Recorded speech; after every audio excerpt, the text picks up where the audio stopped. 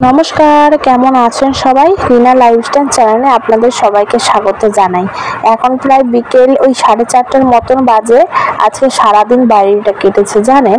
যা গরম পড়েছিল, ঘরে এই টিনের ঘরটা থাকতে না ছেলেকে নিয়ে প্রচণ্ডই কষ্ট হয়ে যায়।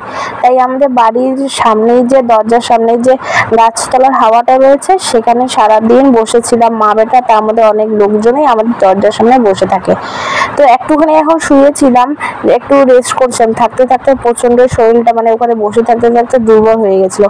শুভখানে একটুখানি শুয়েছিলাম, তাতে এক কাকিমা বললো যে বৃষ্টি পড়বে, কাপড় টাপড়গুলো তুলতে। তো আবার চলে আসলাম ওই কাপড় টাপড় তুলে বাসন টাসন সমস্ত মেজে। ভাবলাম এখন আর শুয়ে কি করব, যাই সবজি টবজি রাতে কেটে রেডি করে রাখি। তো এখন সব বাচ্চারা একটু বাইরে বেরিয়েছে। শুভও নাকি বললো যে মা আমাকে একটা গেঞ্জি পরিয়ে দাও, আমিও বাড়াবো।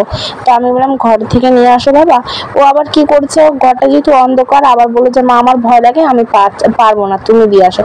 তো আমি বললাম দাঁড়াও, সারাদিন তো এত গরম পড়েছে, থাকে একটু পরেই না হয় গেঞ্জিটা পরো। ও বললো ঠিক আছে।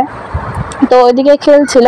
তো এখন হাওয়াটা এত হচ্ছিল, তো আমিও ভাবলাম যে যাই, আমিও একটু হাওয়াটা খেয়ে আসি। তারপরেই সাথে সাথে শুরু হয়ে গেল বৃষ্টি। এই বৃষ্টিটাতে থাকলেও তো আর কি শরীরটা জ্বরটা হয়ে যেতে পারে। তো শুভকে বললাম যে বাবা থাক, আর ভিজতে হবে না, চলে আসো ঘরে। আর এখন হলো সারাদিনের মনে শান্তি জানেন। আজকে যে কি পরিমাণে কষ্ট গিয়েছে আমাদের, কি আজ বলতে নয়, প্রায়ই যখন রৌদ্র হয় আমাদের এই বাড়িটায় বসে থাকতে হয় জানেন। আর এই গাছটা হয়তো আপনাদের কালকে বা পরশুদিন আম গাছটাকে দেখিয়েছিলাম, কিন্তু দেখেন আমার এই গাছটা জানেন তো ছাগলে খেয়ে ফেলেছে। তারপরে আজকে আবার গোবর টবর দিয়েছি যাতে কোনো ছাগল খেতে না পারে।